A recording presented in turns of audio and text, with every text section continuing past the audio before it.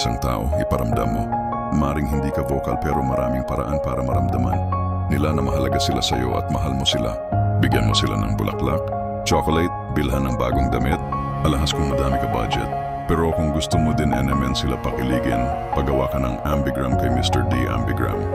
Kasing pangalan mo kaya niyang gawin na kapag binaliktad pangalan ng mahal mo. O diba ang sweet? Masasabing nakatadhana talaga kayo. Katulad na lang nitong ginagawa ko. Yuri kapag binaliktad Joanne. Thanks nga pala Sir Yuri sa tiwala. Hanggang sa muli. Salamat.